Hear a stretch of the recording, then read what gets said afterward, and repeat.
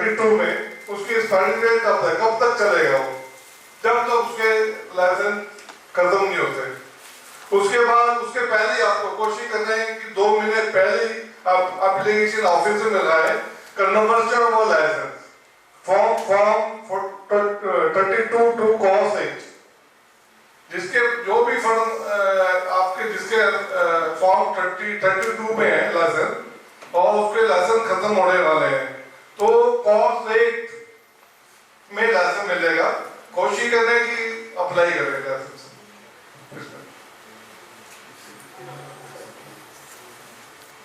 बड़ी है, इसमें ग्रांट के लिए फीस है 10,000 अब नए लाइसेंस के लिए, और इसमें 10 आइटमें फ्री हैं पर सेक्शन के लिए, कैटेगरी के लिए। और अगर जिसने लाइसेंस एक बार बाद में एडिशन सेक्शन के लिए अप्लाई करता है तो भी 10,000 फीस है, ये न्यू अमेंडमेंट है। नेक्स्ट, एडिशन सेक्शन के लिए क्या क्या एप्लीकेशन हो जाएगी। चलान फॉर्म फीस जो बड़ी है 500 रुपये हो गया फीस, पहले बहुत फीस कम थी, अब फीस है 500 रुपये पर आइटम। और ब्रांड नेम और प्रूफ और नॉन ये डॉक्यूमेंट हैं जो एप्लीकेशन आपके लगाते हैं।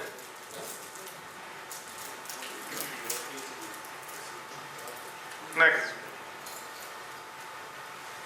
एडिशन जो ये सेमिनार पूरा है सारा एडिशन आइटम के ऊपर ही बात की है कि आइटम अपनी कटे ना। प्रॉपर नेम है, करंट नेम है, एड्रेस और फॉर्म जो एप्लीकेशन होती है उसके अंदर ऊपर ये डाटा होना चाहिए। फॉर्म का नाम गलत लिख देते हैं एप्लीकेशन के ऊपर ही, एड्रेस गलत हो जाता है, तो चेक करें कि लाइसेंस नंबर या एड्रेस सेम हो। मैन्युफैक्चरिंग लाइसेंस नंबर ये भी होना चाहिए। नेक्स्ट, कैटेगरी भी आपकी लिखी होनी चाहिए, कौन सी कैटेगरी ख्याल करता है, ए बी सी डी, ये एडिशन आइटम की एप्लीकेशन पे जहां आपको परमिशन मिलेगी। नेक्स्ट, उसके बाद ब्रीफ मैन्युफैक्चरिंग प्रोसेस एप्लीकेशन भी नीचे आएगा, ब्रीफ मैन्युफैक्चरिंग प्रोसेस लिखा जाएगा। यूज ऑफ कॉस्मेटिक, लास्ट में कॉस्मेटिक का यूज दिखना चाहिए। डायरेक्टर ऑफ यूज, ये भी एप्लीकेशन के ऊपर ये सारी चीजें एप्लीकेशन के साथ आनी चाहिए। ठीक है। नेक्स्ट, फॉर्मेट फॉर अप्लाइंग और एडिशन कॉस्मेटिक, ये फॉर्मेट है, इसमें ही आपने भरना है डाटा, सबके फॉर्मेट अलग ही भरना। Name of cosmetic, ingredients, percentage, function and uses, ये फॉर्मेट आपने यूज करना है, इसमें इस पूरा डाटा भरना है। नेक्स्ट, ये फॉर्मेट ये एडिशन आइटम के लिए क्या क्या ठीक करेंगे। All column should be fill properly, सारे कॉलम बड़े होने चाहिए आपके। फॉन्ट बहुत छोटा फॉन्ट बढ़ाते हैं, फॉन्ट ऐसा होना चाहिए आप खुद पढ़ पाओ, छोटा नहीं होना चाहिए, बड़ा होना चाहिए फॉन्ट, ताकि एक आइटम के लिए एक ही पेज यूज करें। और हर पेज के ऊपर साइज के साइन हो जाएंगे। एज कुछ भी चीजें कम हो जाते हैं, हमें आइटम काटनी पड़ती है, ये कोशिश करें ये ना हो। Next, name should not be misleading, ऐसा ना कि किसी ने अप्लाई किया आइटम दे पैरासिटामोल जैसे एग्जांपल है। मिसलीडिंग, मान लो आपने बाहर कोई नाम रख दिया एलोवेरा शैम्पू, अंदर एलोवेरा है ही नहीं कंपोजिशन में, है ना जी। तो इस टाइप की चीजों से बचे आप। एक से पैरासिटामोल शैम्पू लिख दिया, इस टाइप के कोशिश करेंगे ऐसे misleading word now the name of the cause should not be confusing with name of a drug. Permission आपको पता ही है, ब्रांड और जनरल दोनों में मिलती है कॉस्मेटिक में, ड्रग्स में ऐसा नहीं है। For domestic market cosmetic shall be not only for human. ये डॉग वेटरनरी अपना अप्लाई करते हैं, सब गलत है। वेटरनरी के लिए कोई लाइसेंस नहीं होता कॉस्मेटिक में, एक्ट में लिखा हुआ है। कॉस्मेटिक फिर ये एक सवाल आता है आपके मन में होगा, भाई ये हम क्या करें, ये जो डॉग शैम्पू आते हैं आप बनाओ आप, लेकिन परमिशन की जरूरत नहीं है। Don't apply for the permission.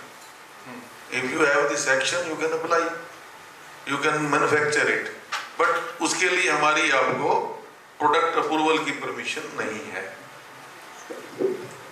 Cosmetic can not B use for surface.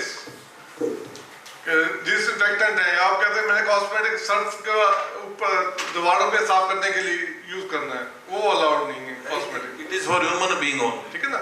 Means cosmetic का मतलब आप समझो ब्यूटिफिकेशन, क्लींजिंग, है ना जी, किस पे applied on human body only, और कोई इस्तेमाल ही नहीं है इसका, और कोई पर्पज ही नहीं है कॉस्मेटिक का, है ना।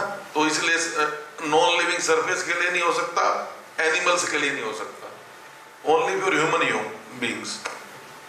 तो आपने अप्लाई करते ही ये वर्ड ऐसे वर्ड एप्लीकेशन पर ऊपर नहीं लगाना। Next, specification as per BI standards shall be mention. BI standards है एक्ट में, नेट पे मिल जाएंगे, वही नंबर आपने डालना है बीआई स्टैंडर्ड। अगर बीआई स्टैंडर्ड कोई नहीं है तो इन हाउस आपने लिखना है, in house word. Drug activity or engineer can not be claim, ये आपको नीचे नेक्स्ट लाइन में आएगी क्या इंजीनियर में कौन सी एक्टिविटी आती है। All the Indian should be ended in descending order, ऊपर से नीचे, ये नहीं कि ऊपर पानी लिख दिया 100%, ऊपर से नीचे डिटेंडिंग ऑर्डर में। Next, water used in formulation, only purified water can be used in Indians, only purified water। ये वर्ड यूज होते हैं अब aqua, tap water, industrial use water, ये वर्ड यूज नहीं कर रहे हैं आपने। और प्रोसेस्ड वाटर 100 की जगह आप लिखते हैं 70% पानी ना, वो गलत है। अब आपने लिखना है जो यहाँ लिखा है अप टू 100% पानी में, ये नहीं आपने लिख दिया 30% पानी, नहीं, अप टू 100%, वॉल्यूम को डाल के पूरा करना है 100%, ये वर्ड लिखना है आपने। नेक्स्ट, जो वॉल्यूम वाली चीजें हैं जो ml में आएगी, लास्ट में V आएगा प्रोडक्ट में, जो सॉलिड है लास्ट में ग्राम में W आएगा, ये मोस्टली गलत होता है, ये समझ लेना। तो ऐसा ज्यादा बताएंगे इसके बारे में।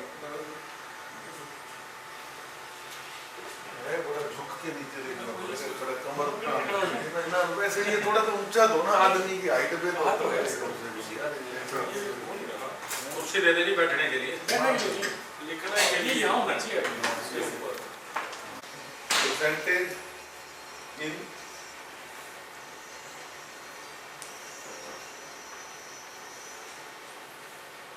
वी या तो ग्राम है ना जी, तो V/V तो ये तो उसके लिए हो सकता है ना, ml है तो वॉल्यूम, फ्लूइड मेजर है ना,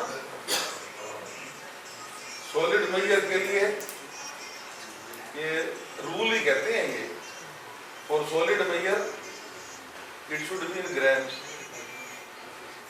for fluid measure in ml। तो ये क्रीम आपकी 50 ग्राम है, और इधर आपने इंग्रेडिएंट डाले 1 2 3 4 5 6 7 8 है जी, ये स्पोज सॉलिड है, तो ये इसको ml में कैसे मापोगे आप सॉलिड को? पहले वाला इंग्रेडिएंट सॉलिड है ना, ये लिक्विड है, इसको तो आप कर सकते हो। तो इसमें एक आप बचने के लिए इन कॉम्प्लेक्सिटी से आप ऐसे करो, इधर तो लिक्विड को तो आप वेट में भी तोल सकते हो, है ना भाई, है ना। तो इधर आप उसको वेट में तोल दें और यहाँ W ये ग्राम है, तो है ना, वो है 10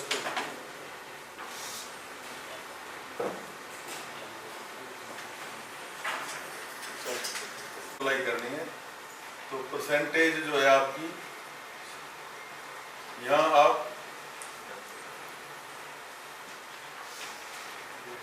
ये कर दो, क्योंकि उसमें कोई सॉलिड है तो भी आप उसको वे कर सकते हो, है ना। तो फाइनल आपका जो है ये वॉल्यूम में आएगा। और मान लो कोई आपका व्हीकल है ना, व्हीकल में आप quantity sufficient to make up 100%, ये लिख दें। कई बार आपका प्योरीफाइड वाटर भी होता है, या कई बार आपकी LLP होती है, जो भी आपका व्हीकल है, to make up volume up to 100%, क्योंकि उसको आप नहीं कर सकते। तो जैसे मान लो आपने कोई 5% डाला, कोई 2 डाला, कोई 1 डाला, कोई 1.2 डाला, कोई 0.8 डाला, है ना, कोई सॉलिड में डाल रहे हो या कोई लिक्विड में डाल रहे हो, तो आप यहाँ कई लिख देते हैं प्योरीफाइड वाटर 67.04 ml, जरूरत नहीं है ना। Quantity sufficient to make up 100%। आपका मान लो 100 लीटर का बैच है, मान लो कोई आपका ना जी, तो बाकी इंग्रेडिएंट आपने वे करके डाल दिए, वो जो आपका मार्क है उसमें 100 लीटर वाला, वहां तक आप बेस उसमें जो है व्हीकल डाल दो। इस कमी की वजह से भी खामखा आपको हो जाएगा, क्योंकि हम अपनी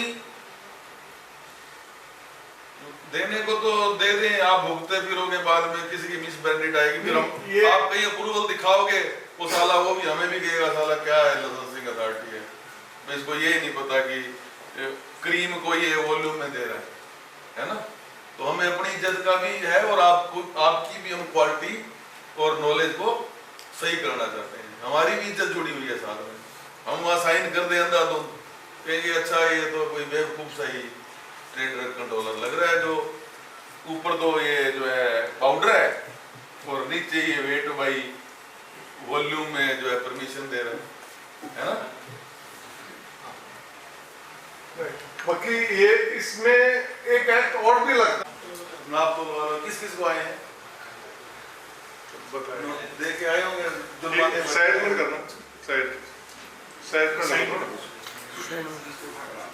तो ये चीज आपने ध्यान रखना है इसके बाद, वेट और लिक्विड में क्या लेबलिंग आपने जो तनय साहब ने समझाया है, मैं समझूंगा अब कोई गलत नहीं आएगी labelling permission. Next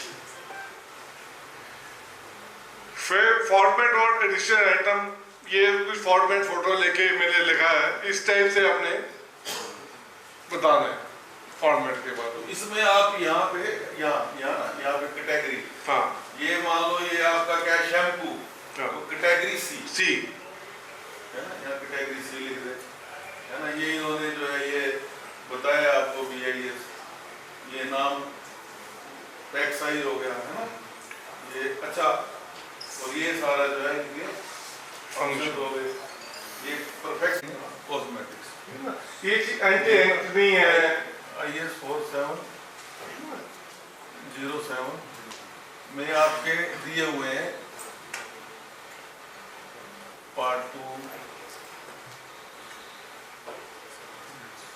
cosmetics which cannot be ingredients which cannot be used as cosmetics.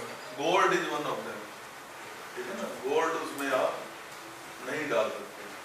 तो ये चीजें आपके फंक्शन में आने नहीं चाहिए। और ये जो चीजें आप देख रहे हो, ये कॉस्मेटिक्स की डेफिनेशन से ही बात है।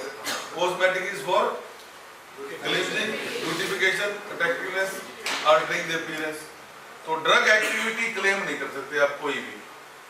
अच्छा, फिर आप कहोगे कि हम कुछ चीजें डालते हैं, आप नेट से पढ़ते हो, गूगल से, उस पर लिखा होता है एंटी माइक्रोबियल,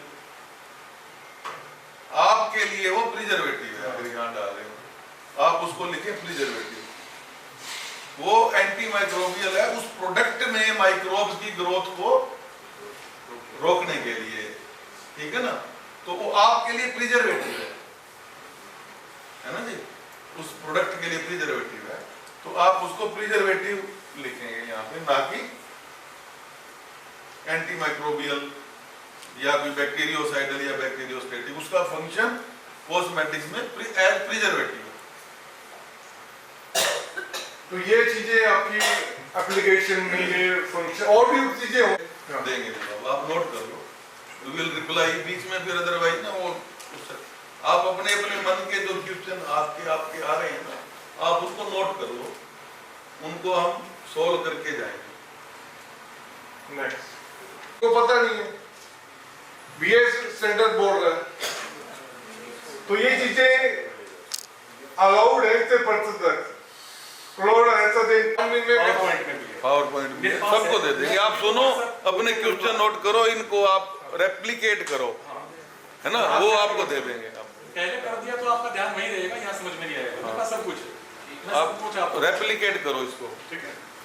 ये कुछ अलाउड है अब तक लेवल, इससे ज्यादा आते ही उस लेवल आपको परमिशन नहीं मिलेगी अप टू रिसर्च। ऐसे कई हैं, ये एग्जांपल दिए हुए हैं, आप यू कैन गो सर्च, आप रखो बुक्स अपने पास रखो। 250 के करीब है ऐसे बीएस स्टैंडर्ड्स में। जिस इंस्टीट्यूशन की, ऑर्गेनाइजेशन की लीगल फाउंडेशन अच्छी है ना, वही आगे ग्रो करेगी। बी लीगली स्ट्रॉन्ग, पढ़ो, है ना, खुद पढ़ो, नहीं तो पूछो, है ना, उसी मकसद से ही हम आ जाएंगे आपको। नहीं तो आपके लोकल ऑफिसर हैं, उनसे पूछो, टाइम लो उनसे, है ना। हाँ, मैं वही डिस्कस करता हूँ। ये कुछ एग्जाम्पल है, बाकी 250 करके भी है, उसमें नेट से आपको मिल जाएंगे कितनी क्वांटिटी में क्या डालना है। नेक्स्ट, ये भी एग्जाम्पल्स हैं। जो मेहंदी वगैरह बनाते हैं उसमें इनमें से कई चीजें यूज होती हैं, है ना, बेरियम पेरोक्साइड और ये सब चीजें। तो अगर वो हेयर के लिए तो इतने परसेंट है, स्किन के लिए इतने परसेंट है, हेयर के लिए यहाँ इतने परसेंट है, इसका ज्यादा क्यों है हेयर के लिए, क्योंकि उसी टाइम वो कम दे रही है, वो आपने ध्यान रखना, इसका रीजन है। तो आप उसको पढ़ो, आप BIS स्टैंडर्ड्स पढ़े, है ना, IS 4707 पार्ट 1 पार्ट 2, वो उसमें दिया हुआ है कौन से इंग्रेडिएंट यूज हो सकते हैं, लिमिट दे रखी है, कितनी लिमिट तक। कॉस्मेटिक में प्योर अल्कोहल यूज नहीं होगा, डीनेचर फॉर्म में यूज होगा। ये जो अल्कोहलिक फ्रेग्रेंस या डीओ वगैरह, इसके ऊपर गलती से परमिशन है इथाइल अल्कोहल में, कॉस्मेटिक में। अब परमिशन जो दे रहे हैं हम डीनेचर फॉर्म के दे रहे हैं, कल को क्लेम आपका गलत ना हो जाए, तो अगर परमिशन किसी गलत दी हुई है तो ठीक करा दें, फॉर्म आएगा डीनेचर अल्कोहल। परमिशन में भी आपको यहाँ से अल्कोहल कोटा से डीनेचर फॉर्म की मिलेगी। आता हो ना लेबल पे आप इथाइल अल्कोहल लिख दो, अगर इथाइल अल्कोहल लिखोगे तो गलत होएगा, ब्रैकेट में डीनेचर फॉर्म अगर नहीं लिखा तो आपके क्लेम गलत होगा, ये ध्यान रखें। हैंड सैनिटाइजर, ये वर्ड कॉस्मेटिक में अलाउड नहीं है, वर्ड हैंड वॉश अलाउड है, हैंड रब, हैंड वॉश, इस टाइप का आप वो क्लेम करें, है ना। नेक्स्ट, अदरवाइज कोई ड्रग में ठोक देगा आपको, उसमें कॉस्मेटिक्स में तो कुछ है नहीं, पनिशमेंट्स वगैरह भी इतनी नहीं है, तो उसमें तो मतलब 5 साल से शुरुआत होती है ड्रग में ना। अप्रूव्ड कलर्स जो भी है, अब पहले था क्यों लिखते थे एक्ट में, अब आया शेड्यूल क्यों था, जब drugs and cosmetic rule part 1 of वो शेड्यूल 10 में दे रखे थे, तो जब ये ऑब्सोलीट हो गया, कॉस्मेटिक रूल्स अलग बन गए, कॉस्मेटिक रूल्स 2020। एप्लीकेशन है अंदर ये वर्ड लिखना है कलर के बाद में approved colour as per tense schedule part 1। कुछ लोग क्या करते हैं, जैसे कंपोजिशन अप्लाई की 1 2 3 4 5 6 7 यहाँ लिख देते हैं, तो हो गया तो काटते हैं। तो इन चीजों से बचने के लिए आप उसमें कंपोजिशन में लिखो ही मत। कंपोजिशन की जो लिस्ट है ना, मान लो आपकी 10 की लिस्ट है, 10 आइटम है, जस्ट आप नीचे लिख लो, यहाँ नीचे नोट लास्ट में उस स्लाइड पे जाना, वो जो जहाँ एक आपने परफॉर्मेंस स्पेसिफिक बनाया हुआ है, हाँ, ये बस ये यहाँ लिख दो। अगर कलर डालना है हाँ। तो यहाँ लिख दो नोट अप्रूव्ड कलर एज पर वही वापस स्लाइड जो लिख रहा हूँ शेड्यूल पार्ट 1 ये वाला ये लिखना है शैल बी हाँ, ये बस और कुछ नहीं अगर सोप है, अगर सोप है आपकी, वो अगर है। अगर देन सोप है तो सिर्फ ये पार्ट 1, अगर सोप है तो कोई बता सकता है? तो क्या लिखना है बताओ, सोप पे क्या लिखोगे? सोप की है किसी की? आगे आ जाएगा, सोप है नहीं। चलो होगा, चलो आगे आ जाएगा, एक पीछे विडोक्स के पास है। तो ये अपने colour should not be mention in, जैसे तने साहब ने बताया colour should not be mention in list, नीचे नोट में आएगा। नोट मान दो उसकी कंप्लीसिटी में मत पढ़ो, मतलब आपको Next. अलाउड है ऐसा लिखना, ठीक है ना जी? पहले आप लिखते हैं शेड्यूल, वो आपने एक सीआई नंबर लिख दिया और परमिशन ले ली हमारे से येलो के लिए, उसमें येलो कलर है उस सीआई नंबर का। कल को आपका बायर कहता है यार अब तो मैं इस ब्रांड में ना, मेरे को आप रेड भी बना के दो, फिर क्या करोगे आप? दोबारा भागोगे, रेड कलर की परमिशन लोगे या नहीं लोगे?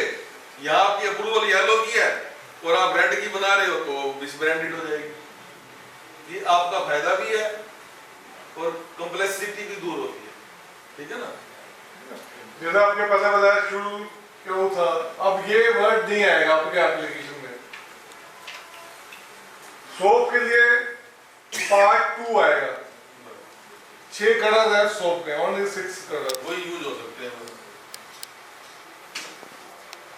एक स्टैंड नहीं दिखनी आपने तो आपने बता ही दिया, स्टैंड ऑफ कलर कोई जरूरत नहीं है, बस कहीं लाते 0.11% स्टैंड्स, कोई ना कुछ नहीं लिखना आपने, बस सिर्फ इतना लिख दो कि अप्रूव्ड कर एज पर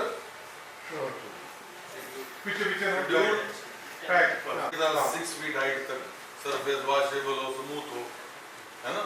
तो अब वो क्या है कि आपकी ना एज भी नहीं होने चाहिए वहाँ नीचे ना, एजेस नहीं होने चाहिए। एजेस उसको दूर करने के लिए कूलिंग होती है, वो करवानी है। ओनली द मैन्युफैक्चरिंग एरिया जहाँ बनेगी कोर मैन्युफैक्चरिंग एरिया है, ठीक है ना?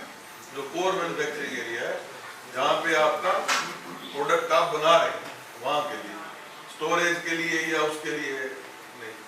जो भी आपके इंस्ट्रूमेंट हैं उनकी कैलिब्रेशन रिकॉर्ड पहले नहीं था, अब ऐड हुआ है वायर वेस्ट मैनेजमेंट एग्रीमेंट। अब आपको एक कॉपी मिल जाएगी तो अपने देखते हैं कि आइटम इसमें फॉल तो करता नहीं करता कॉस्मेटिक में अप्लाई करता, तो ये अलाउड नहीं है, बैन है। तीनों ये इनकी इनमें परसेंटेज दी हुई है, वो शुगर में वो जो है वो परसेंटेज, और ये तीनों चीजें नहीं होनी चाहिए। मान लो कोई आप एक इसको इवेड कर दें, कोई भी आपने मान लो एसपीएफ बनाना है कोई, है ना, सन प्रोटेक्शन फार्मूला, तो 3 में से 1 हटा दें। ऐसे ये है, जैसे ये 3 है, 1 2 3 4 है ना, तो इसमें से ये हटाएंगे तो फिर वो ऊपर वाले में आ गए, है ना? तो इसमें कोई 2 यूज कर लो आप अभी तक, क्योंकि ये सुगम में एज अ ड्रग है, इसको ड्रग किया हुआ है।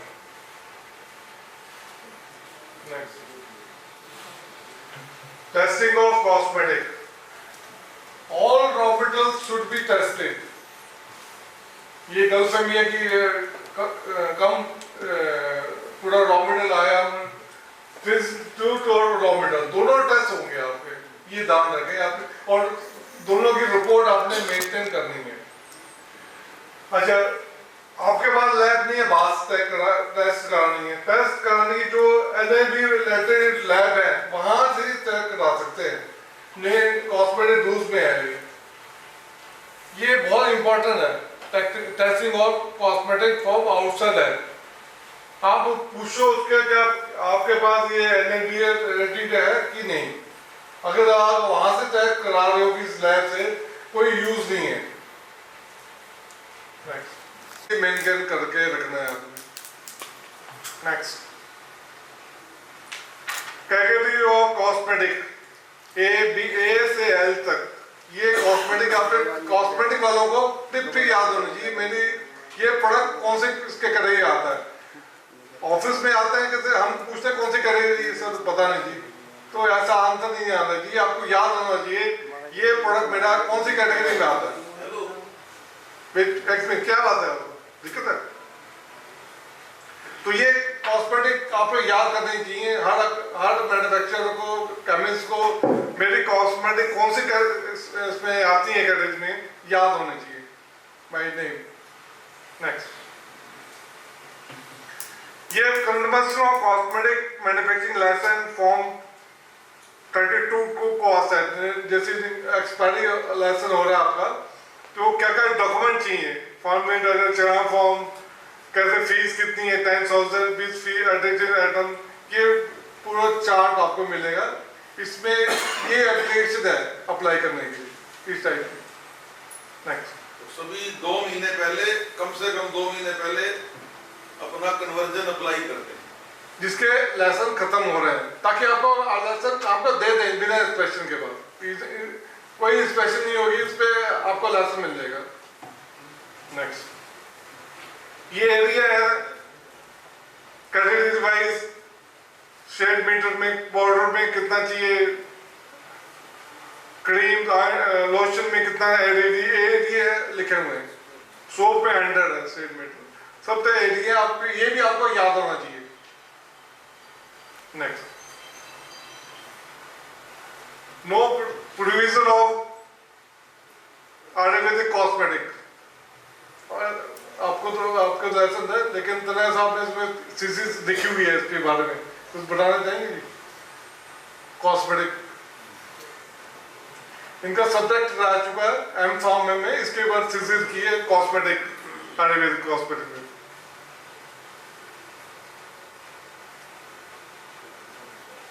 आयुर्वेदिक में ये सिर्फ जो ये जिस रूल्स में इनको कहा है वो कहा है सौंदर्य प्रसाधक शुरू हो गया, they cannot claim as cosmetic। सौंदर्य प्रसाधक है वो किसके लिए, दैट इज फॉर केयर, है ना, hair care, body care, oral care, care शब्द लगा हुआ है उनके साथ। And care can not be for beautification या अल्टरिंग अपीयरेंस, या केयर, उस पे आयुर्वेदिक मेडिसिन अगर वो प्रोप्राइटरी है तो प्रोप्राइटरी, पेटेंट है पेटेंट एंड प्रोप्राइटरी, मेडिसिन लिखना मस्ट है। कॉस्मेटिक्स तो है ही नहीं, ये कुछ कोई नहीं लिखता मान लो, और वो लिख देता है यहाँ पे कोई भी सपोज फेस वॉश बना देता है, सोप बना देता है, और उसमें कोई, इसमें इंग्रेडिएंट वही डाल सकते हैं जो उनकी बुक्स में दे रखे, अदर देन कोई भी इंग्रेडिएंट नहीं डाल सकते, है ना।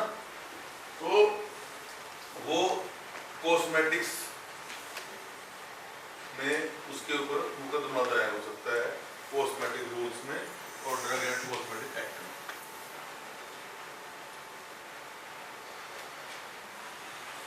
फिर आप कहते हैं जी कॉस्मेटिक्स, हर्बल कॉस्मेटिक्स तो हैं, हाँ हैं, बट वो कॉस्मेटिक्स है, आप कॉस्मेटिक्स में लाइसेंस लेंगे, है ना। उसमें बोटेनिकल चीजें जो उसमें जो है वो डल सकती हैं, हर्बल चीजें डल सकती हैं, बट कॉस्मेटिक्स में उनका जो बेस है ना, शेड्यूल जो है BIS है जो स्टैंडर्ड, उसमें हर्बल कॉस्मेटिक्स की डेफिनेशन दी गई है।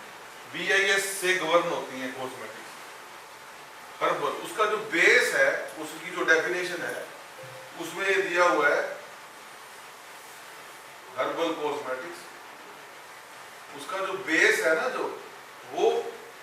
मेनली कॉस्मेटिक्स होगा जो 3AAA दिया हुआ है डेफिनेशन, है ना जी। उसमें आप कुछ चीजें हर्बल डाल सकते हैं, एक्टिव ठीक है, हर्बल होंगी, बट वो मेन उसकी जो बॉडी है, भावना है, वो कॉस्मेटिक्स है ना जी, उस प्रोडक्ट की। जो भी लोग आयुर्वेदिक के गार्ब में ये बना रहे हैं वो गलत है। इलीगल है। आइटम कितनी है? 16, 10 फ्री है, 10 4 के लिए फीस जमा करानी है उन्हें। ऐसे आइटम कैटेगरी जे है, 12 आइटम है, 10 फ्री है, 2 के लिए आइटम, ऐसे चार्ट बढ़ा हुआ हमें इजी रहता है। डिटेंशन के बाद ऐसे फ्री का डिटेल आए तो हमें अच्छा लगेगा, इजी रहेगा। इसमें एक बात और मैं आपको बताता हूँ, फीस जो है 10,000 बढ़ती है, बट अगर आपके पास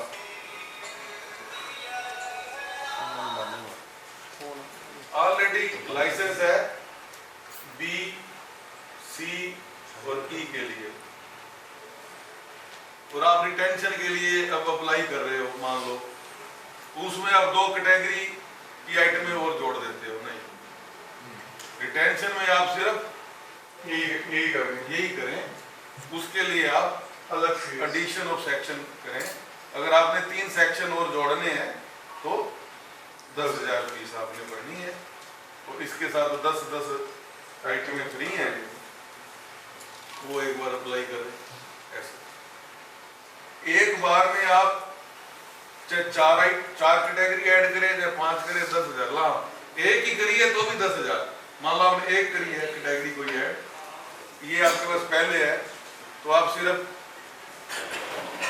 और एल कैटेगरी आप ऐड करते हो तो आपको 10,000। फिर आप 3 महीने बाद फिर आपने एक और ऐड करनी है तो भी आपको देंगे तो 10,000 एक टाइम में।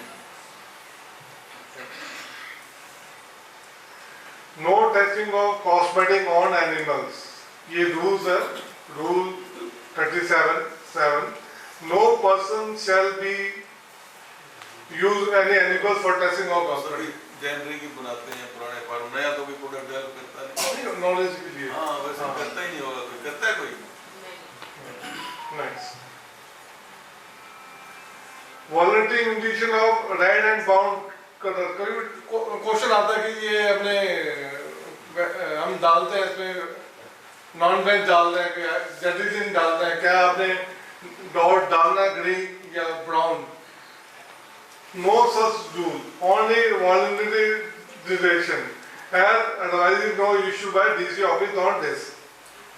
वो आप डाल दो, वैलिड नहीं डाल दो, कोई इशू नहीं, वेज और नॉन वेज। ड्रग के लिए या फूड के लिए, आयुर्वेदिक के लिए वॉलंटरी है या मैंडेटरी? मतलब में भी वॉलंटरी है, वॉलंटरी किसमें? फूड फूड के लिए, फूड में तो कंपल्सरी है, और आयुर्वेदिक के लिए वॉलंटरी। नुटको code state licence grocery. Neutral code किसको जरूरत होती है? कहाँ जरूरत होती है? एक्सपोर्ट क्यों? अगर आप अपना छुपाना चाहते थे तो स्टेट डिक्लेयर ये इशू करता है न्यूट्रल कोड। नेक्स्ट, केनी कॉन्स्टिट्यूशन फर्स्ट लाइसेंस रिक्वायर्ड और टाइम देती है 6 महीने का, ड्रग में 3 महीने का, इसमें 6 मंथ है नॉर्मल। 6 महीने के अंदर अगर कॉन्स्टिट्यूशन के लिए अप्लाई नहीं करते तो डीम्ड कैंसल है। हाँ, अभी एक हमारे पास फर्म अभी अप्लाई किया है, 2 दिन बस बच गए थे, 2 दिन।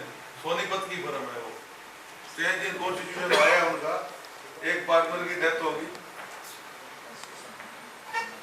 वो हुई है मान लो सितंबर में,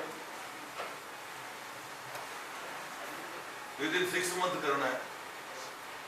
2 दिन बचे थे सिर्फ, क्यों भाई? बाकी चीजें आप कर रहे हो, बाकी एक्टिविटी कर रहे हो, आप बना रहे हो, प्रोडक्ट बेच रहे हो, है ना, सेल कर रहे हो, रोटी खा रहे हो, सब कुछ कर रहे हो, वाई दिस? क्यों ये luxury? I don't want to name, but Sonipat की है, ऐसा मत करें। कोशिश करें जल्दी जल्दी जितना हो जाए अप्लाई कर लें चेंज कॉन्स्टिट्यूशन। नेक्स्ट, अब जीएमपी वर्ड आ गया। ये लिस्ट ऑफ डॉक्यूमेंट है, आपने क्या अप्लाई करनी है, क्या मेंटेन करना है। रूल 7 में अब M2 डिलीट हो चुका है, M2 नहीं रहा, 7th रूल। तो जीएमपी यूज हम इश्यू करते हैं फॉर दिस पर्पस। पहले नहीं था provision issue of GMP in cosmetic.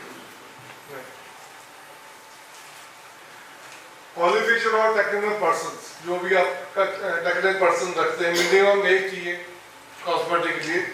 उसका वर्ड है कॉम्पिटेंट टेक्निकल स्टाफ। एक्ट में ये है, आप कुछ भी लिखते हो, कुछ भी लिखते हो, approved chemist, approved manufacturing chemist, एक ही वर्ड है। स्टाफ तो इसलिए लिख दिया कि प्लूरल है, हाँ ठीक है ना, एक की रिक्वायरमेंट है एज पर एक्ट, बट आपका काम ज्यादा है तो यू कैन अपॉइंट मोर 1 2 3 4। वो तो आपकी काम के ऊपर, आपकी क्वालिटी कॉन्शियसनेस के ऊपर डिपेंड करता है कि आपने कितने रखने हैं। तो उसको यूज आपने, you can say competent technical person कह सकते हैं। स्टाफ एक्ट में इसलिए दे दिया भाई क्योंकि ज्यादा भी हो सकते हैं, मतलब ये कहने का कॉम्पिटेंट वर्ड आना चाहिए। आप लिखो अप्रूव्ड केमिस्ट, आप लिखो अप्रूव्ड मैन्युफैक्चरिंग केमिस्ट, अब तो टेस्टिंग बोर्ड का है, जरूरत नहीं है उसके लिए, वहाँ टेक्निकल पर्सन ही है टेस्टिंग के लिए भी और मैन्युफैक्चरिंग के लिए भी, एक ही सिंगल वर्ड है। क्वालिफिकेशन आपको पता ही है, डिप्लोमा में फार्मेसी, रजिस्टर फार्मासिस्ट या intermediate with intermediate, but chemistry में होना चाहिए, केमिस्ट्री है ना, chemistry one of the principal subject होना जरूरी है 10+2 कोर्स का। नेक्स्ट, प्रोविजन ऑफ नेक्स्ट, ये लीगल मेट्रोलॉजी जो बात कर रहे थे, provision of sensitive applicable on cosmetic including shampoo, cream, lotion and products, volume will be replaced by weight. आपने क्रीम में लिख दिया वॉल्यूम, तो सैंपल आपका इस डिपार्टमेंट में आप एक्शन ले सकता है। जो तरह आपने बड़ा अच्छी तरह WIV समझाया था, ये एक्ट में तो वॉलेशन आई है हमारी, लेकिन कॉस्मेटिक में इसमें वॉलेशन है, लीगल ड्रग्स में एप्लीकेबल नहीं है ये act, drugs and cosmetic act, इसमें ड्रग्स दवाइयों में ये एप्लीकेबल नहीं है, only for cosmetic. Next section है, आपकी कोई मिसब्रांडिंग आ सकती है, कोई कॉस्मेटिक अनलिटेड पुडियस विदाउट लाइसेंस, ये डिफरेंट सेक्शंस हैं जो आपकी इंटरवेंशन हो सकती है प्रोडक्ट्स में। नेक्स्ट, पेनल्टीज, पासपोर्ट में कोई फेल आता है सैंपल या कुछ है, अनलिटेड पुडियस में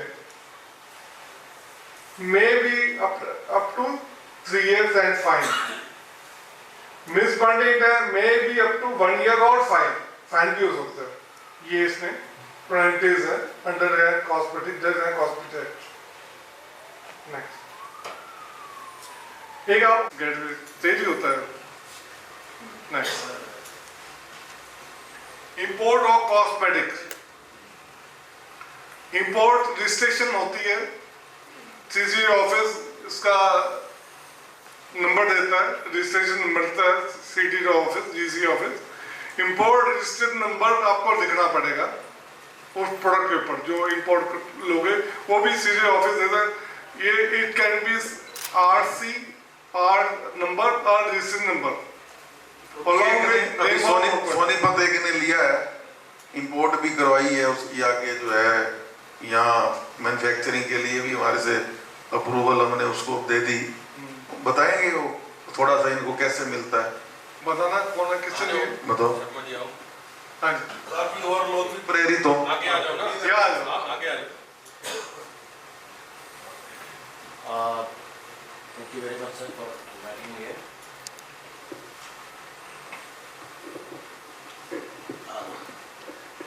हमारा जो यूनिट है उसमें हमने एक हेयर रिमूविंग प्रोडक्ट इंपोर्ट किया है जो यूरोप से इंपोर्ट हुआ है।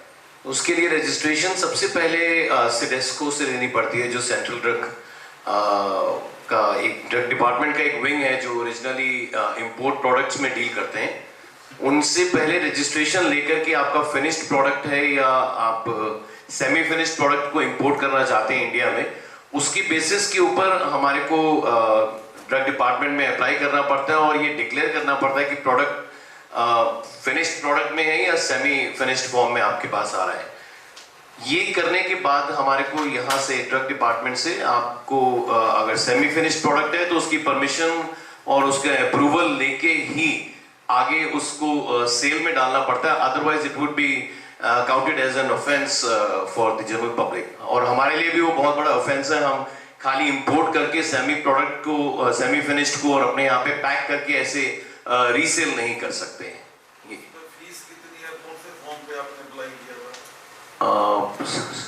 फीस तो इसकी प्रोडक्ट के ऊपर डिपेंड करता है, कौन सी कैटेगरी में आप उसको ले रहे हैं, उसके हिसाब से अलग अलग क्लासिफिकेशंस दी हुई है जो सिडेस्को की वेबसाइट पे हमारे को मिल जाती हैं। अगर आप हाँ जी हाँ जी हाँ जी हाँ जी। इसमें सर आपको इंपोर्ट ड्यूटी कितनी लगी? इंपोर्ट ड्यूटी कितनी लगी है? इंपोर्ट ड्यूटी भी प्रोडक्ट टू प्रोडक्ट डिपेंड करता है सर। आपको इसमें कितनी लगी?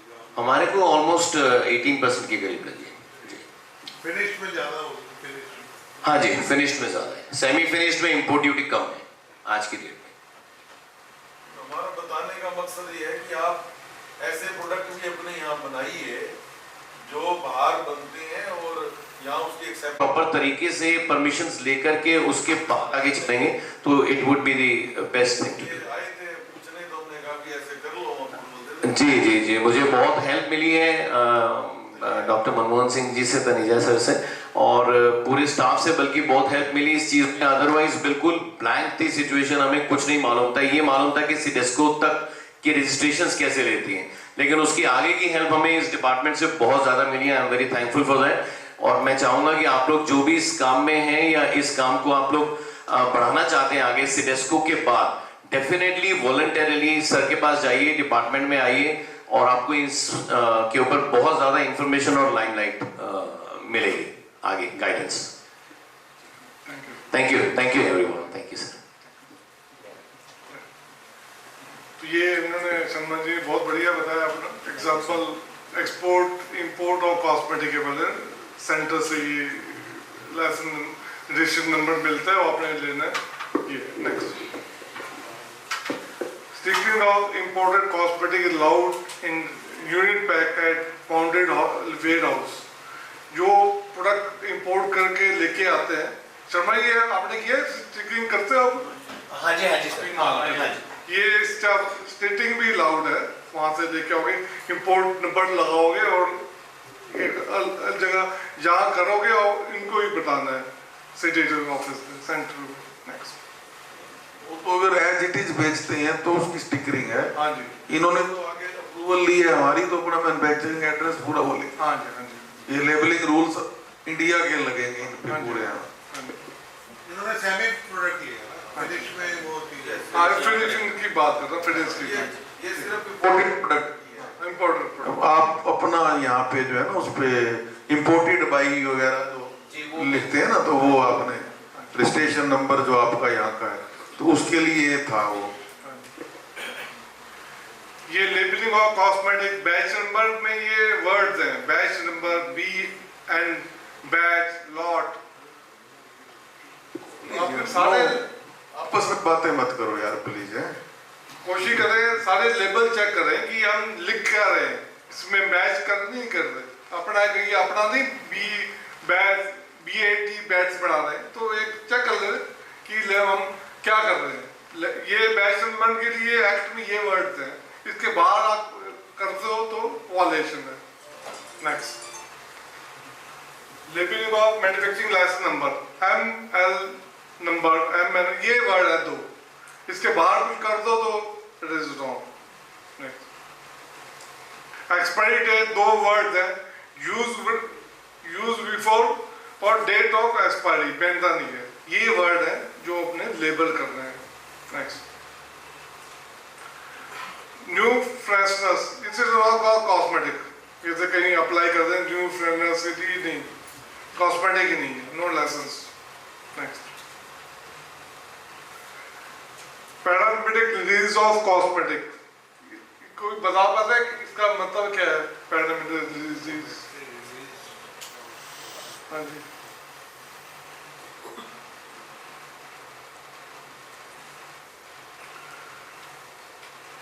जैसे आपके प्रोडक्ट फिनिश प्रोडक्ट बना दिया, बैच उसको टेस्ट करने के बाद ही रिलीज करोगे प्रोडक्ट।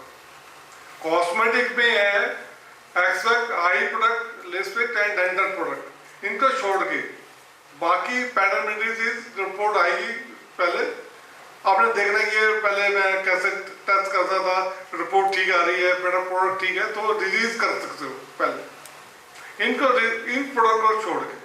ये नया उसमें आया है cosmetic 2020। Next,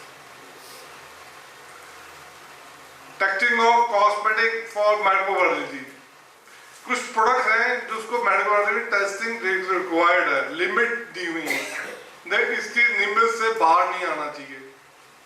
latex, tooth powder, ये 8 प्रोडक्ट्स हैं, इनकी माइक्रोबायोलॉजी टेस्टिंग रिक्वायर्ड है और उसकी लिमिट है। अगर वो फेल है तो प्रोडक्ट लिमिट से ज्यादा है तो फेल, प्रोडक्ट BIS स्टैंडर्ड्स इनके दिए हुए हैं, उसमें दे रखा है how to test.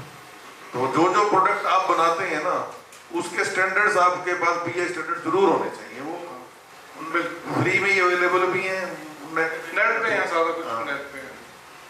Next, free cell certificate, ये for sport issue bye SLA। एक है नो फी से इशूड अगेन NOC, कोई है ऐसे कॉस्मेटिक है, बैंड है, कॉस्मेटिक है, एक्सपोर्ट के लिए NOC के परचेज ऑर्डर के जैसे आपने लिए, उसका फ्री सेल सर्टिफिकेट आपको नहीं देंगे। नेक्स्ट, बस थैंक यू, खत्म हो गया sir, thank you. Thank you Taneja sir, thank you Lalit sir. आज हम बहुत खुश हुए, गदगद हो गया दिल सर कि आप स्वयं यहाँ पर आके हमारे मैन्युफैक्चरर्स को ये समझा रहे हैं, क्लास दे रहे हैं सर। और मुझे लगता है सभी इस चीज़ से खुश भी हुए होंगे, सभी के काफ़ी सारे डाउट्स जो होंगे क्लियर भी हो गए होंगे। अब हम एक छोटा सा सेशन रखेंगे क्वेश्चन आंसर का, लाइन वाइज शुरू कर लेते हैं, ठीक है ना। जो पहली लाइन में कोई है उसके क्वेश्चन है, अगर ये क्वेश्चन एक बार रिप्लाई हो गया तो शायद जो नेक्स्ट के दिमाग में है तो वो फिर रहने देगा उससे। तो मैं ख्याल से क्वेश्चन सेशन में स्टार्ट करूँ, पहली लाइन से शुरू करूँगा। आपकी इस लाइन में किसी क्वेश्चन पे आंसर शुरू। नेचुरली 4 साल से रिकॉर्ड रखना पड़ेगा। whichever is later, हाँ ठीक है ना, ये बिल्कुल whichever is later, हाँ ठीक। expiry और 3 year whichever is later। Category बताई थी, अगर हमारे पास वो अप्रूवल है तो उस केस में हम उसको इंक्लूड कराना है तो बेटर। बैंक कैटेगरी एग्जांपल दें आप, क्या है? पेंशन का जो आपने बताया ना कि कितने, तीनों हैं वही? चारों हैं, तो उस केस में हम कैंसिल क्या है बताओ, आप दिखाना परमिशन ला के।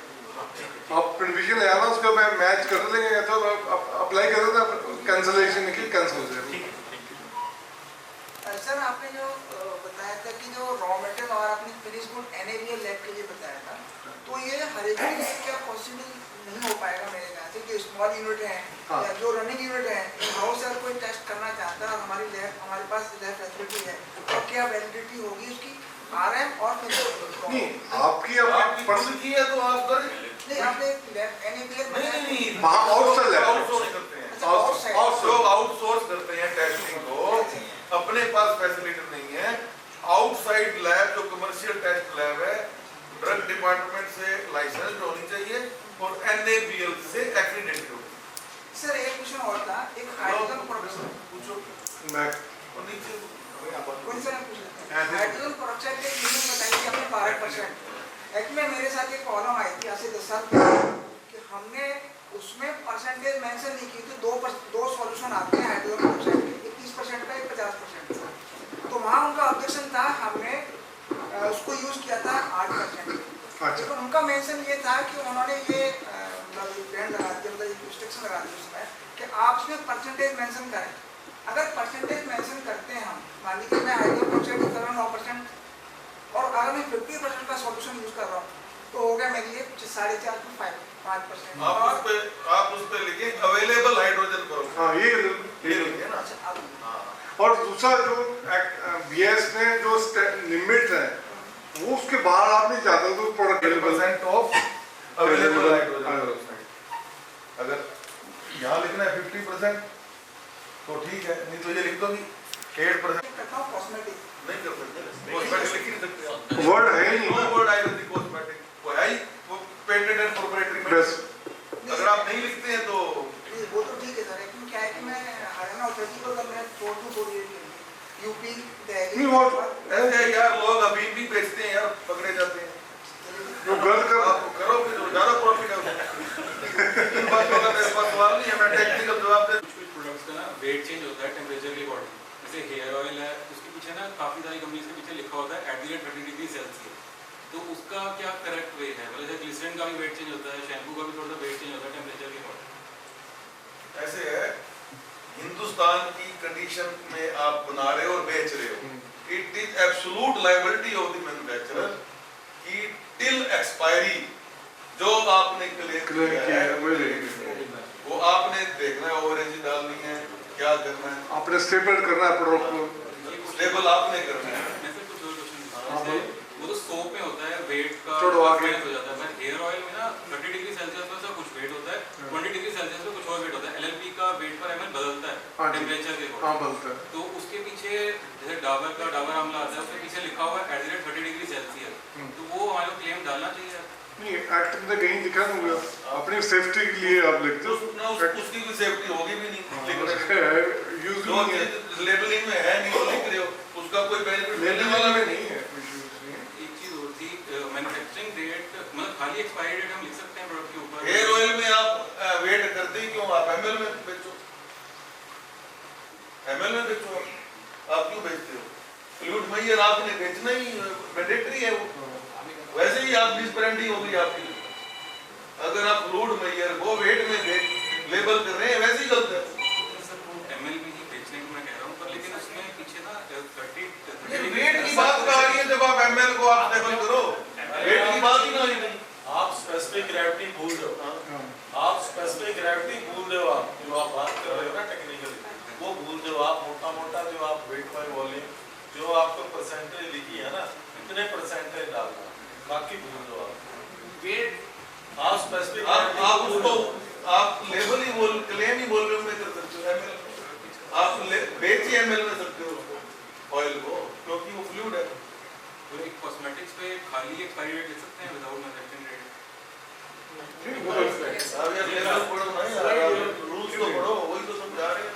दोनों चीजें नहीं हैं। लिख सकते, लिखना पड़ेगा। मैंडेटरी डेट तो लिखनी पड़ेगी, मैंडेटरी लिखा तो हुआ मैंडेटरी है।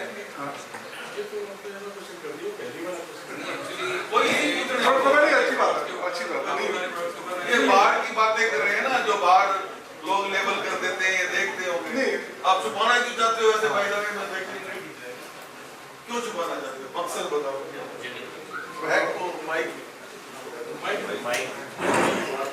क्या मकसद है छुपाने का?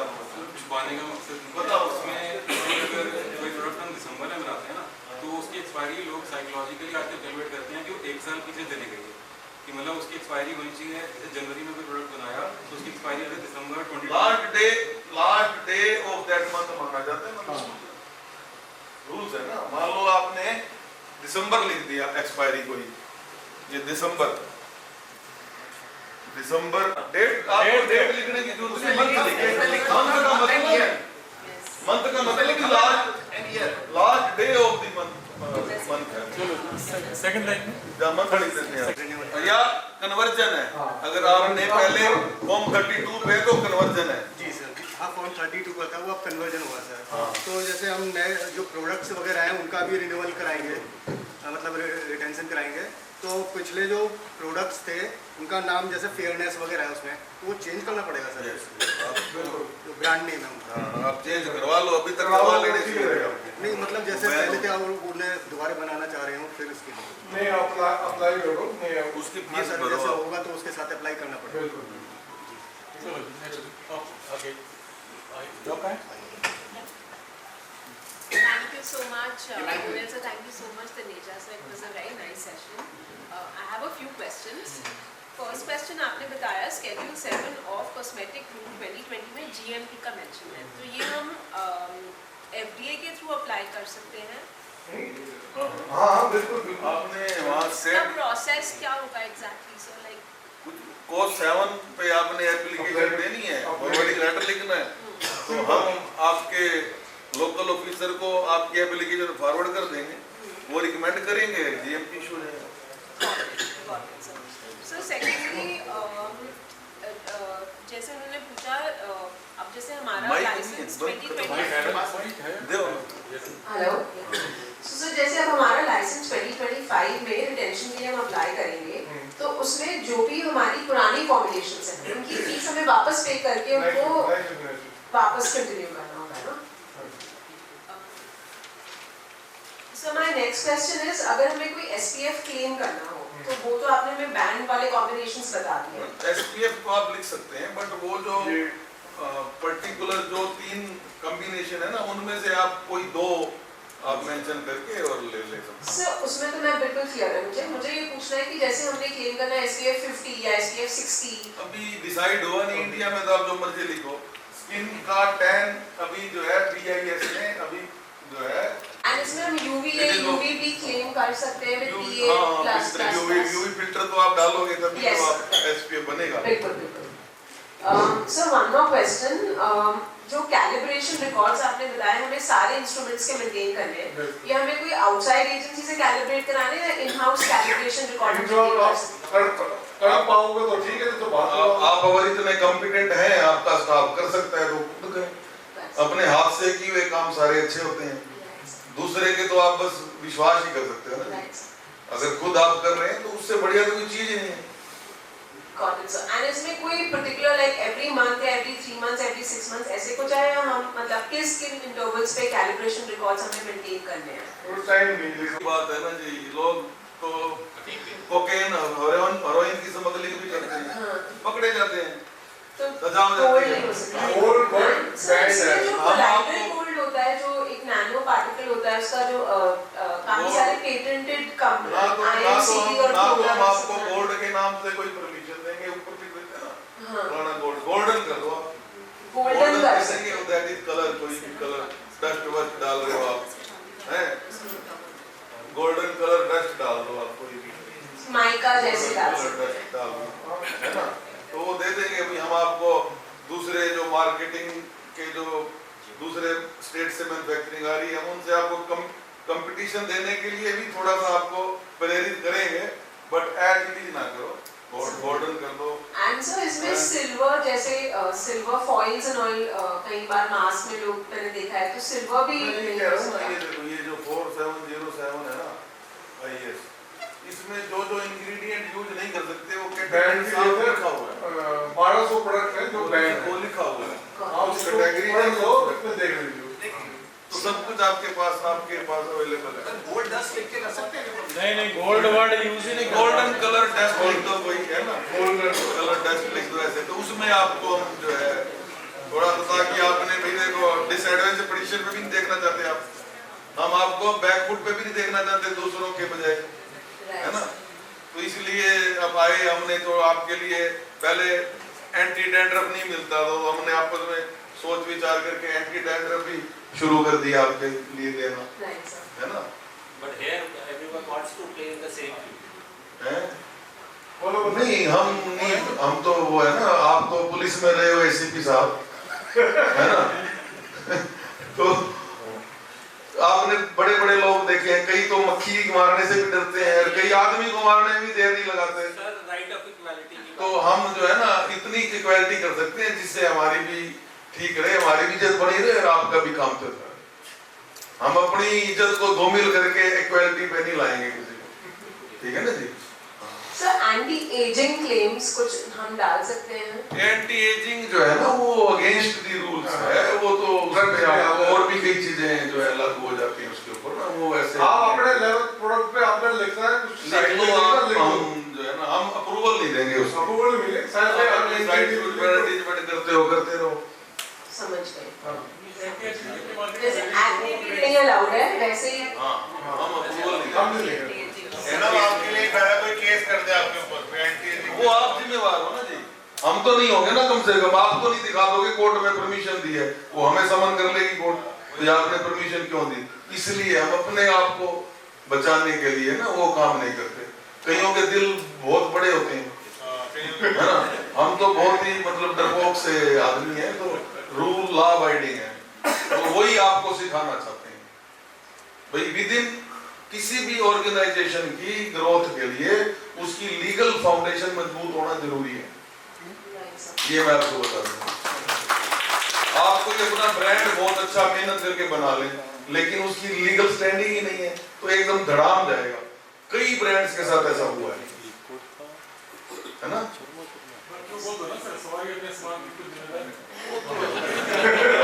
आप अधिक तो वहाँ जाके पकड़े जाओगे कहीं केस आपके। हाँ वो देखो थोड़ा बहुत रिस्क आपको लेना पड़ेगा। सर मेरा लास्ट क्वेश्चन है आइसिंग के ऊपर। जैसे आजकल एक ट्रेंड निकला है आइस रोलर या आइस को फेस पे लगाया जाता है, क्या हम इसको एज अ परमिशन अप्लाई कर सकते हैं? उसका यूज बताओ आप, क्या यूज इंटेंडेड यूज क्या होगा, वो क्या उसमें फॉल करता है? मतलब रबिंग में तो रबिंग में फॉल करता है, रबिंग में फॉल करता है, रबिंग में। और इंटेंडेड यूज क्या है? इंटेंडेड यूज चारों इंग्रेडिएंट पूरे होने चाहिए ना, उस डेफिनेशन है ना जो कॉस्मेटिक की, ऑल इंग्रेडिएंट्स जो है ना, ऑल 4 एलिमेंट्स मस्ट सेटिस्फाई, उसमें तो आ गया। चलो रबिंग। इंटेंडेड यूज क्या है? स्किन को टाइटन करता है, फ्रेश लुक देता है, ब्यूटीफाई करता है स्किन को। नहीं वो आप उस तरह का कोई उसमें इंडिकेशन लाना तो उस पे विचार करेंगे। आर्टिकल है वो तो स्नो वाइट जो भी रोलर पोलर कुछ भी हो सकता है। हाँ। आर्टिकल की डेफिनेशन वाइट है, ठीक है ना जी, समझ गए सर, है ना? समझ गए। तो आप उसमें with in 4 corners of definition 3AAA में अगर वो चारों उसके एलिमेंट सेटिस्फाई होते हैं तो will give you the permission. Thank you so much, thank you.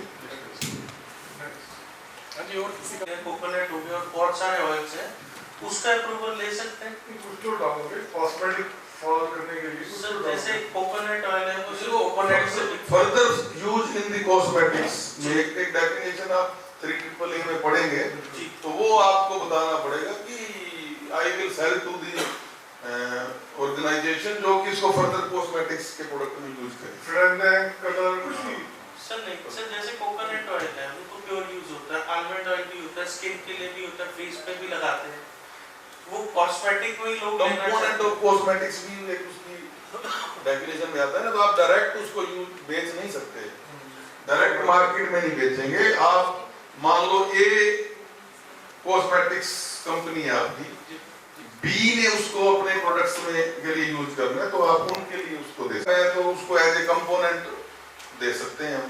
आप 5.5% परफ्यूम डाल के 2 इंग्रेडिएंट्स कुछ भी एक ही लिख डाल दो। ठीक ड्रग्स में रीपैकिंग का भी है ना सर? नहीं वो यूज नहीं है ना यार, कोकोनट ऑयल आप फ्री में वैसे ही बेचो ना यार, हमारे से अप्रूवल क्यों लेते हो? मैं ये कह रहा हूँ सर जरूरत नहीं है तो हम बेच देंगे, मतलब हाँ, जरूरत ना हो जाए जैसे आपने नहीं, वो देखो हम तो जब तक वो कॉस्मेटिक की डेफिनेशन में नहीं आता हम उसको नहीं देंगे। सिंपल, जैसे हमने आपको कह दिया डॉग शैम्पू, डॉग शैम्पू आप बेचो, जब उसके ऊपर कोई लॉ है ही नहीं अभी तक, है ना, तो आप बेचो। अब कोकोनट आप एडिबल के लिए कर रहे हो, किसके लिए कर रहे हो? एडिबल में आएगा तो फूड वाले पकड़ सकते आप, या पैसे देगा क्यों नहीं लिया आपने, कोई उसको खाने लग गया तो that you have to see. Sir एक क्वेश्चन और था, आजकल ट्रेंड चला हुआ कस्टमाइजेशन ऑफ शैम्पू वगैरह, 2-3 दिन पहले टीवी पे भी पूरा कस्टमाइजेशन मतलब सर कई वेबसाइट है जो कहती है आप अपना हेयर टेक्सचर बताओ, कस्टमाइज शैम्पू आपको भेजेंगे, प्रॉपर लेबल लगा के वो सेल करते हैं, वो कैसे कर सकते हैं? वो तो हमारे पास तो कोई नहीं, आप अपने अप्रूवल देनी है, अपने अप्रूवल कोई लेगा तो हम उसे देखेंगे। हाइपोथेटिकल क्वेश्चन का तो हम रिप्लाई नहीं कर सकते ना, ये आप कुछ लाओ हमारे पास। नहीं sir, they are selling illegally. नहीं सर, ऐसा नहीं होता कि 2-3 फॉर्मुलेशंस ऑलरेडी पास करके वही चल रही हो, वही चलती है, कोई रैंडमली कस्टमाइज नहीं होता। परफ्यूम का चल रहा है, परफ्यूम किसने अप्लाई किया था परफ्यूम में, just like already just like वो पॉपुलर है, मार्केटिंग गिमिक है बस, मार्केटिंग गिमिक है वो। उनकी 3-4 फॉर्मुलेशन फिक्स है, वही रैंडमली देते वही हैं। Thank you sir, thank you so much. Sir cosmetic product का स्टेबिलिटी करना मस्ट है? आपकी मर्जी है, एक्टिंग वॉलंटरी है, आप करना चाहते हो तो करें, लेकिन रूल्स नहीं कहते, रूल्स नहीं कॉस्मेटिक पास रूल्स कर नहीं सकते कहते हैं सर, उसको स्टडी नहीं कर सकते हैं, हैं। आप छोड़ सकते हैं। हाँ, आपकी स्वीट विल पे अगर आप अपनी क्वालिटी को अश्योर करना चाहते हैं, मेरा प्रोडक्ट इतने जितनी मैंने एक्सपायरी दी है तब तक स्टेबल है, अगर ये कोई शैम्पू है वो फ्रेगमेंटेशन नहीं होती, टूटता नहीं, सेडिमेंटेशन नहीं होती है ना, तो वो आपके ऊपर है। वही सपोज LLP का प्रोडक्ट है, वो जमता नहीं है ना, वो स्टेबिलिटी आप जो है अपने लेवल पे अपनी क्वालिटी को बढ़ाने के लिए आप कर सकते हैं, ठीक है ना जी, बट मैंडेटरी नहीं। दूसरा सर, कोई इंग्रेडिएंट जो है उसका यूज परसेंटेज पता नहीं लगता है कि कितना यूज करना है, तो बताया तो आपको पता क्यों नहीं सर लगता? ये देखो, ये देखो, ये आइए सर इसको पढ़ो। अगर उसमें अवेलेबल नहीं है तो क्या ये एक लोशन क्राफ्टर साइट है, उससे हम ले सकते हैं क्या? नहीं, वो आप देखो, इस पे कोई भी इनके अलावा जो इसमें दे रखे हैं connector A B C D, उसके अलावा अगर कोई प्रोडक्ट है और उसकी कोई क्वांटिटी अगर वर्ल्ड में एक बार हमने उसको पता होना चाहिए कि इस नाम की कोई चीज है, तो आप लाएंगे तो आपको दे देंगे जो मर्जी आप परसेंटेज लिखेंगे, बट अगर वो हमारे लिए न्यू है, इंडिया में न्यू है, तो आपको DCGI के पास अप्लाई करना पड़ेगा न्यू कॉस्मेटिक। पहले नहीं था, न्यू कॉस्मेटिक की भी डेफिनेशन आ गई है, ठीक है सर। हाँ, ये है सर। तीसरा क्वेश्चन मेरा ये था कि कंप्यूटेंट पर्सन अगर कॉस्मेटिक में ओनली BSc के बेस पे हमने कंसीडर कर लिया तो वो मैन्युफैक्चरिंग केमिस्ट है और वो बैच बना रहा है, बट लैब के लिए क्या एक अलग से कंसीडर करना पड़ेगा? एक की रिक्वायरमेंट है, वो आपकी आपको जी मैं समझ गया था सर, बट वो आपकी देखो ऑर्गेनाइजेशन की सेल कितनी है, आपके प्रोडक्ट कितने बनते हैं रिक्वायर्ड, वो ठीक है। हमारा ऑफिसर जाता है, वो देखता है कि एडिक्वेट स्टाफ नहीं है, तो वो अपने कमेंट में लिख सकता है, ठीक है ना। आपके बैच जो है वो पूछ सकता है आपसे, भी जो है बताओ आप एक आदमी है, कितनी देर आपकी इतने बैच भी बन रहे हैं रोज, और इसकी टेस्टिंग फिर कौन करता है, तो आपने देखना है ये ना। ठीक, थैंक यू सर। तो ये हम लोग अपना प्रोडक्ट कॉस्मेटिक में सेल कर रहे हैं, तो जिनको हम सेल करें उनके पास ड्रग लाइसेंस होना चाहिए? No sale licence is required, और जो प्रोडक्ट कॉस्मेटिक्स के लिए सिर्फ मैन्युफैक्चरिंग लाइसेंस चाहिए, और सेल के लिए कोई लाइसेंस की जरूरत नहीं। और जो सर हम लोग प्रोडक्ट उसमें रॉ मटेरियल यूज कर रहे हैं, वो जो हम सोर्स करेंगे, क्या जहाँ से हम सोर्स कर रहे हैं उनके पास ड्रग लाइसेंस होना चाहिए जहाँ से हम सोर्स कर रहे हैं इसको? कॉस्मेटिक्स के ये केमिकल है या और है, इनके लिए किसी प्रकार की सेल के लिए, इवन प्रोडक्ट के लिए भी जरूरत नहीं है ना। बिल्कुल, बिल्कुल। अगर आप कोई IP ग्रेड का खरीद रहे हैं वो अलग बात है। आगे पास कर दीजिए। चलो सर एक बात बोलना चाहता हूँ, एक कैटेगरी में तो 4 आइटम्स हैं हमारे पास अलाउड है ब्रांड्स, और 10 तक फ्री है, तो दोबारा एडिशनल आइटम में भी उसकी पैसे जमा कराने पड़ेगी या नहीं? कैसे मतलब? सर एक कैटेगरी में 4 प्रोडक्ट्स अलाउड है। हाँ, 10 फ्री है ना सर एक कैटेगरी? मान लो B कैटेगरी है, हाँ जी, तो आपके पास 4 ऑलरेडी अप्रूव्ड है। 4 ऑलरेडी अप्रूव्ड है, हाँ, और 10 फ्री है, 6 आपको लगो, तो एक वन टाइम उसी टाइम, ठीक है, जब आपने अप्लाई किया 10 ले लिए तो ले लिए, अगली बार 6 के 3 आपको 3000 और लगेंगे। सर दिल्ली में दे देते हैं, इससे पूछा वो गलत है। जैसे हमारे पास एक अप्रूवल है like aloe vera and batting shampoo, क्या हम वो अप्रूवल को मल्टीपल यूज कर सकते हैं like for other companies Mamaearth, wow, owner label cream? नहीं, आपको उस ब्रांड नेम से अप्रूवल लेनी पड़ेगी। Mamaearth aloe vera and batting shampoo, different approvals. And second question is like sunscreen word is available cosmetic? हां, सनस्क्रीन यूज कर सकते हैं। Yes. Good afternoon sir. Sir, ये बहुत सारी कंपनीज आजकल ऑर्गेनिक यूज कर रहे हैं, फॉर्मुलेशन वही होती है और लिखा भी ज़्यादातर वही होता है, लेकिन फिर भी कॉस्मेटिक्स ऑर्गेनिक बोलती है उसको।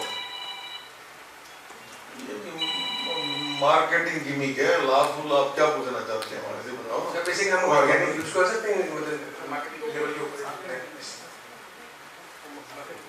ऑर्गेनिक का क्या मतलब जो है, किस हिसाब से आप पूछ रहे नहीं, हैं? लेबल्स के ऊपर जैसे ऑर्गेनिक मेंशन करते थे, ऑर्गेनिक प्रोडक्ट्स हैं, ऑर्गेनिक कॉस्मेटिक्स।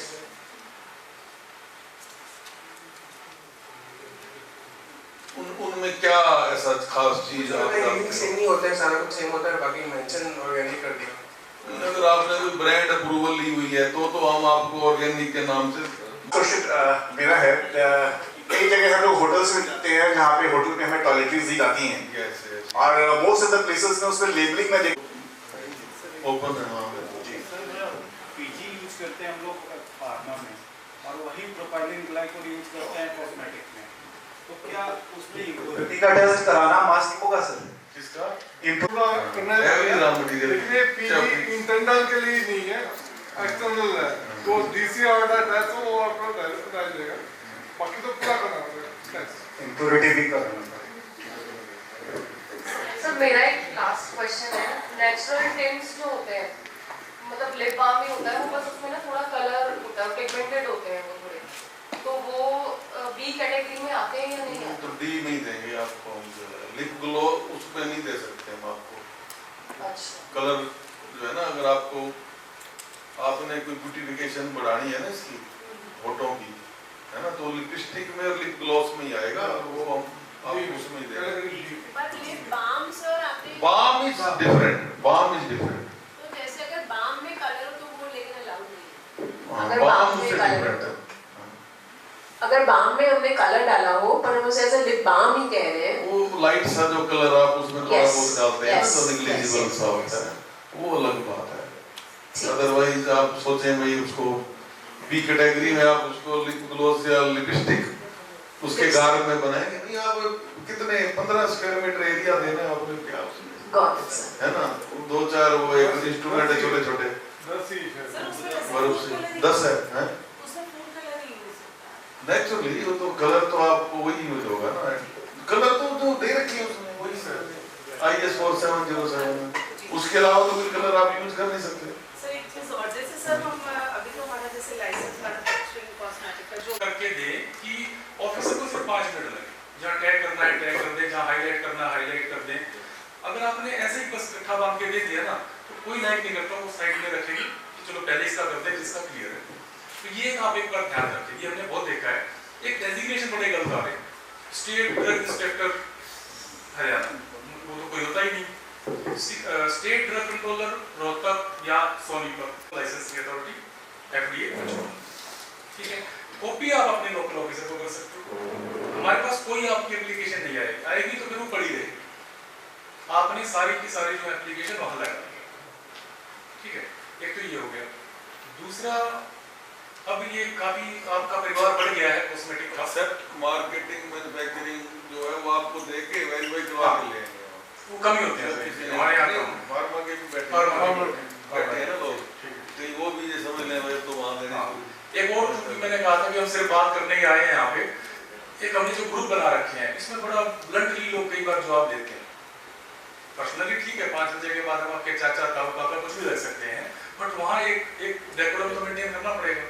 मेरे कभी भी ग्रुप में मैसेज जाते हैं तो बाकायदा मैं dear friends good morning please करके काइंडली यूज करके आपसे बात करता हूँ, नीचे रिगार्ड्स। लेकिन आपके जो जवाब आते हैं आते ही नहीं पहली बात तो मुझे लगता है कम्युनिकेशन क्या है ये नहीं होना चाहिए, जो भी आप पर्सनल करते हो आप मैसेज। सेकेंडली, अब वही बात कर रहे थे हम ऊपर कमरे में कि हमारे कॉस्मेटिक काफी फैमिली बढ़ चुकी है। HPM में हमारी एक एसोसिएशन है, फार्मास्यूटिकल वाले हमारी बात कॉस्मेटिक वालों की उतने तरीके से नहीं रख पाएंगे जितना खुद कॉस्मेटिक वाला अपनी बात रख पाएगा। तो मेरा एक सजेशन है कि एक अलग एसोसिएशन का गठन का प्रारंभ कर देना चाहिए। सोनीपत में है तो सोनीपत से ही प्रधान भी होना चाहिए, उसके बाद आप आके साहब बैठे हैं, साहब से परमिशन लेके मुझे लगता है इसका गठन शुरू कर देना चाहिए। बाकी सभी लोगों का बहुत बहुत धन्यवाद और सबसे ज्यादा धन्यवाद अपने एफडी ऑफिसर्स जो हैं उनका। और अब मैं माइक की हैंड ओवर कर रहा हूँ। एचटीएम की जो फॉर्मेलिटीज हैं, चाहे बैठे हैं कितनी देर से, इनका कहीं नाम ही नहीं आया, सिर्फ कॉस्मेटिक कोऑर्डिनेटर राजीव गर्ग और अपने रुचि जी का नाम आया हुआ है। इनको तो हमने इनके वजन के हिसाब से आगे रखा हुआ है, बैलेंस बना रहे इधर का उधर का। तो प्लीज मैं किसको माइक दूं? रुचि जी को। रुचि जी आए और अपना आगे का कार्यक्रम संभालें। नियंत्रक करनाल व सोनीपत के सीनियर ड्रग कंट्रोल ऑफिसर्स, हमारे सोनीपत के drug control officer Shri Sandeep Hooda ji, HPMA के प्रेसिडेंट श्री आरएल शर्मा जी, बाकी जो पदाधिकारीगण एचपीएमए के आए हुए हैं और आए हुए सभी मेहमानों का यहाँ स्वागत करता हूँ।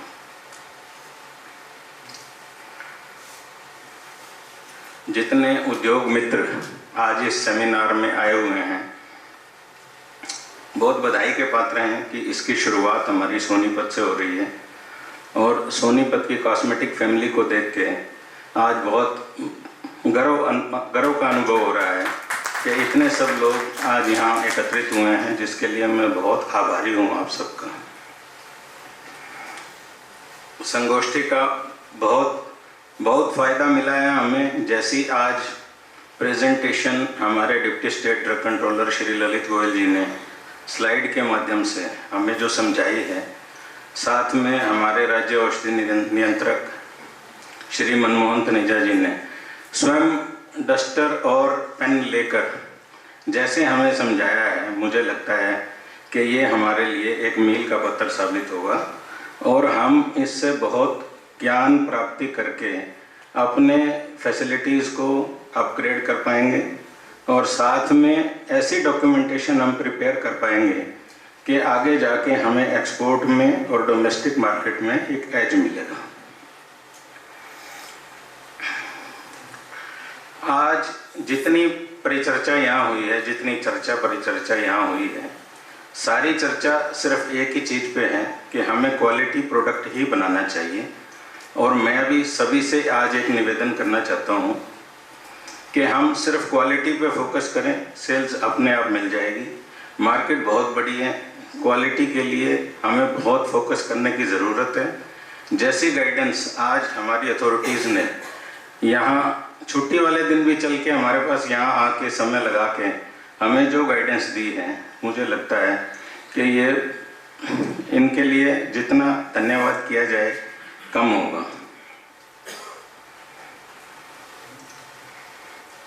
आज के कार्यक्रम के संयोजक श्री राजीव गर्ग जी मेरे परम मित्र हैं और मेरे बड़े भैया हैं श्री निश्चल परूथी जी। इनका मैं तहे दिल से धन्यवाद करता हूं कि जिन्होंने आज इस कार्यक्रम को इतने सुचारू रूप से सजोया है कि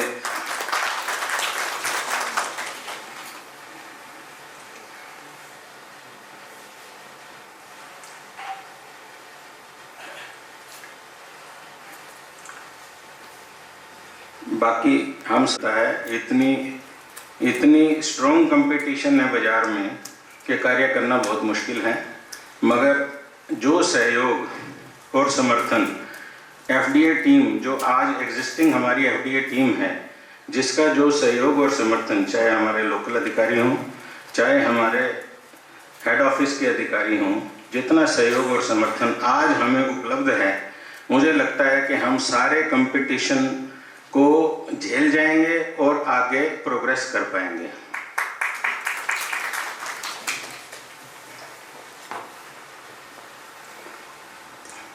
मैं उनका दिल से आभार व्यक्त करता हूं।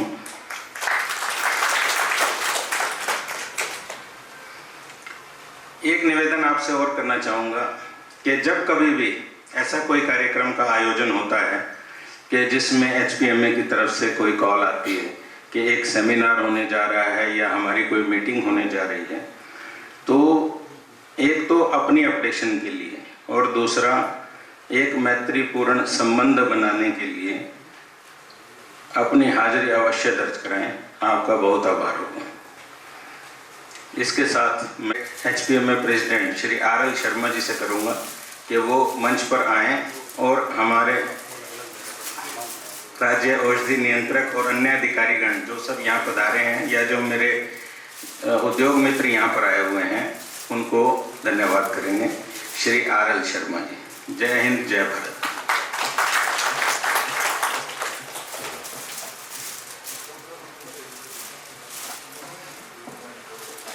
आज के हमारे चीफ गेस्ट परम आदरणीय Shri Manmohan Taneja ji, state accountant Haryana.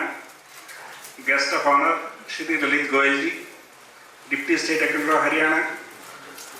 Shri Parminder Singh ji ASDC, Daiya Sahab SDCO Sonipat zone, Gurjan Singh ji SDCO Karnal zone और हुड्डा साहब SDCO सोनीपत, और सभी मेरे respected manufacturers and all the technical staff, आप सभी का यहाँ पहुँचने पर बहुत बहुत धन्यवाद। मैं तहे दिल से आप लोगों का सबका धन्यवाद भी करता हूँ और अभिनंदन भी करता हूँ। हमारे निश्चल गुरुथी जी और राजीव गर्ग जी को बहुत बहुत बधाई कि इन्होंने इतना बढ़िया, इतने कम टाइम में इतना सुंदर आयोजन किया है, इसके लिए इनको बहुत बहुत बधाई। और इसके लिए पर्टिकुलरली दैया साहब ने जो इनको गाइड किया, उसके लिए दैया साहब आपका बहुत बहुत तहे दिल से धन्यवाद। और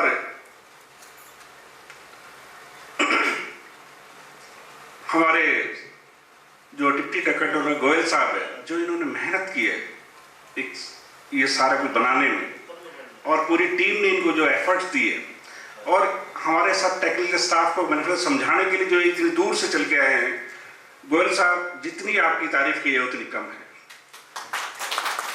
लेकिन उसके बाद जो भी क्वेश्चन आंसर्स आप लोगों ने दिए, उसके साथ साथ भी हमारे जो रेस्पेक्टेड ड्रग कंट्रोलर हरियाणा हैं, उन्होंने खुद अपने हाथ से ब्लैक बोर्ड पे ऐसे ही समझाया जैसे एक टीचर अपने बच्चों को समझाते हैं, बड़े प्यार से। ये बहुत बड़ी बात है ना, गुस्सा पसंद नहीं किया। जो भी क्वेश्चन आपने पूछा उसको बड़े प्यार से उन्होंने जवाब दिया, और हर पर्टिकुलर वर्ड का, पर्टिकुलर सेंटेंस का एक बड़े प्यार से जवाब देते रहे। तो इसलिए जितनी तारीफ हमारे ऑनरेबल तनेजा साहब की जाए उतनी कम है। इसलिए मैं चाहूंगा कि आप सभी लोग भरी तालियों से इनका स्वागत करें कि ऐसे ही अगर हमें मार्गदर्शन मिलता रहे तो वो दिन दूर नहीं कि जब हरियाणा फार्मा या कॉस्मेटिक और मेडिकल डेज के क्षेत्र में नंबर 1 पे होगा। मैं एक एग्जाम्पल, कोई क्वेश्चन रेज कर दिया हमारे एक सोनीपत की फर्म थी, उसके लिए कि जी ऐसे हो रहा है, ऐसे हो रहा है, इस तरीके से, लाइक दैट, मैं नाम नहीं लूंगा। मैं हैरान हूँ कि उस टाइम हमारे तनेजा साहब खड़े हो गए, स्टेज पे आए, उन्होंने उसका हर बार का बढ़िया तरीके से जवाब दिया, और हमारे हरियाणा की शान में 4 चांद लगा दी वहाँ पे। तो ऐसे ऑफिसर जब हमारे पास हैं तो ये तो भगवान के दिया हुआ आशीर्वाद है कि हमारा हरियाणा किन ऊंचाइयों पर जाने वाला है, किन ऊंचाइयों पर हम प्रोग्रेस करने वाले हैं। और नो डाउट वो दिन हमारा दूर नहीं कि पहले लोग कहा करते थे कि वे गुजरात, महाराष्ट्र वो आगे चल रहे हैं। वो दिन दूर नहीं कि जब हम इंडिया में नंबर 1 पे होंगे फार्मा के क्षेत्र। तो इसलिए मैं ज़्यादा शब्द ना लेता हूँ, चूँकि लंच का टाइम भी हो रहा है।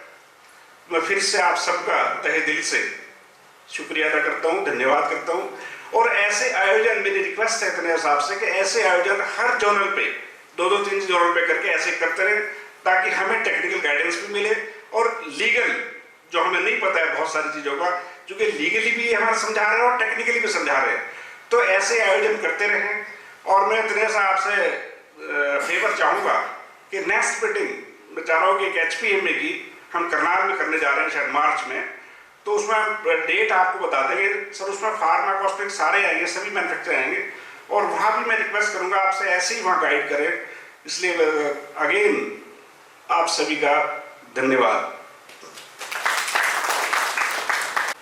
Guest of honour deputy drug controller Shri Lalit Goyal ji, assistant drug controller Shri Parjinder Singh ji, SDCO Shri Gurcharan Singh ji, SDCO Shri Rakesh Dige ji and DCO Sandeep Hooda ji. सर्वप्रथम तो मैं HPMA की तरफ से और सोनीपत और करनाल की तरफ से जितने भी कॉस्मेटिक के हमारे मैन्युफैक्चरर्स हैं उनके मैनेजमेंट और टीम मेंबर्स की तरफ से आपका धन्यवाद करते हैं कि आपने इतने बढ़िया तरीके से, इतने बढ़िया माहौल में हम सबको सिखाया। आज मुझे कॉस्मेटिक्स बनाते हुए 15 साल हो गए, लेकिन मैंने आज भी समझता हूँ कि कुछ चीज़ें आज ऐसी थी जो मैंने भी आज पहली बार सीखी, जो शायद हमें कहीं गलती हो रही थी या कहीं भूल हो रही थी, तो वो उम्मीद करेंगे कि हम आगे ना कर पाएँ। आपने आज ये कीमती समय हमारे साथ दिया, तो मैं HPMA की तरफ से हम सबको एक स्मृति चिन्ह देना चाहते हैं ताकि आज की ये हम यादगार बना सकें। तो सर्वप्रथम मैं रिक्वेस्ट करूंगा आर शर्मा जी से कि वो आए और एक स्मृति चिन्ह श्री मनमोहन तेनोजा जी को दें। थोड़ा टर्न हो जाओ।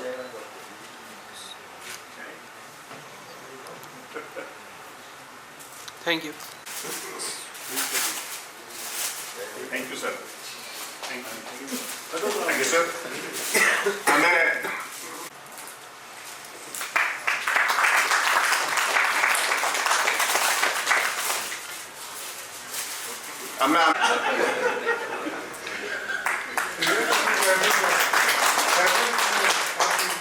हमें आमंत्रित करूंगा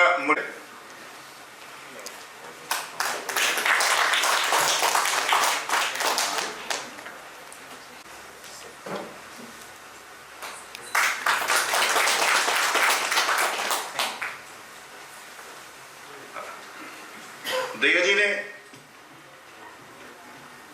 सॉरी एक मेरे रिक्वेस्ट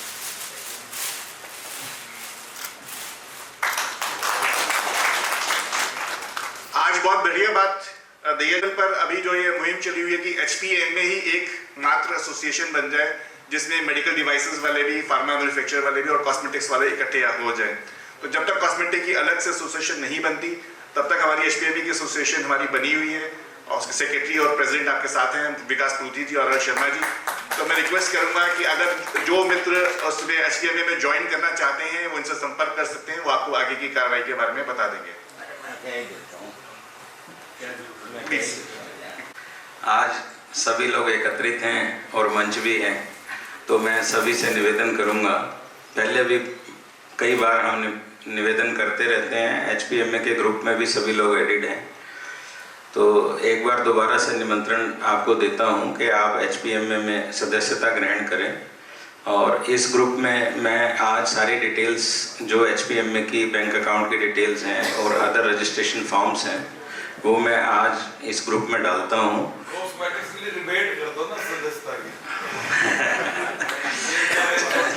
ये मूव अपने आप में बहुत अच्छी है, this is a very good move. जैसा जैसा जैसा सर का आदेश आया है, जो सर का आदेश होगा वो सर माथे पे है, जैसा सर आदेश करेंगे उस तरह से डिबेट करके और सभी को सदस्य हमें बनाना है, सब एक साथ चलेंगे।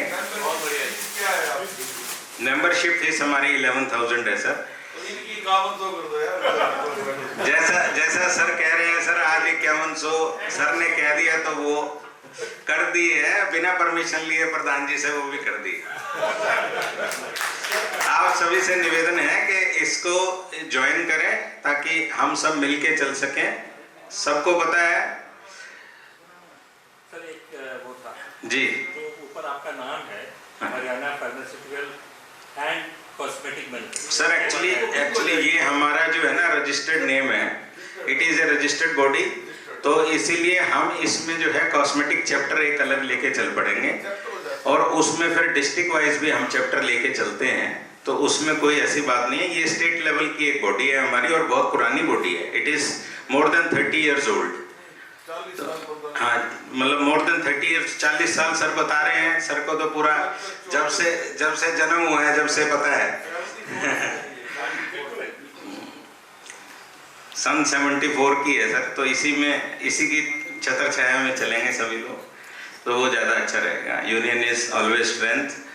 वो आजकल तो मोदी जी का जमाना है कि संगे बल क्या बोलते हैं वो, तो एकता में ही बल है। सब लोग मिलके चलेंगे, इसी बैनर के तले चलेंगे और अलग अलग चैप्टर लेके चलेंगे। शुरुआत तो हुई था, शुरुआत हो जाती है। एक चैप्टर बन गया, एक दिन बन गया। पहले कॉस्मेटिक्स का था ही नहीं कुछ 7 दिन के, तो जब हम आए तो हमने जब अंबाला भी शुरू किया था कॉस्मेटिक्स वालों को इनवाइट किया था सबको। पिछले साल दिसंबर में हमने एक बहुत बड़ी कॉन्फ्रेंस करी थी, वो भी सर के सहयोग से करी थी, बहुत अच्छा सेमिनार किया था हमने। और अब हम दोबारा उसको करने जा रहे हैं, मार्च में ही शायद कोई डेट हम लेने जा रहे हैं सर से, कि जैसा सर से मिलेगा उस हिसाब से उसको प्लान आउट करेंगे। तो बहुत अच्छा एक बड़े लेवल का फंक्शन करने जा रहे हैं। आप सभी से निवेदन है कि उसमें पहुँचे भी ज़रूर, अपनी हाजिरी भी ज़रूर लगाएं और हमारे इस ग्रुप को भी ज्वाइन करेंगे। जिसका ग्रुप में नाम नहीं है उसका हम ग्रुप में ऐड भी करेंगे आज की अटेंडेंस लेके। Thank you very much.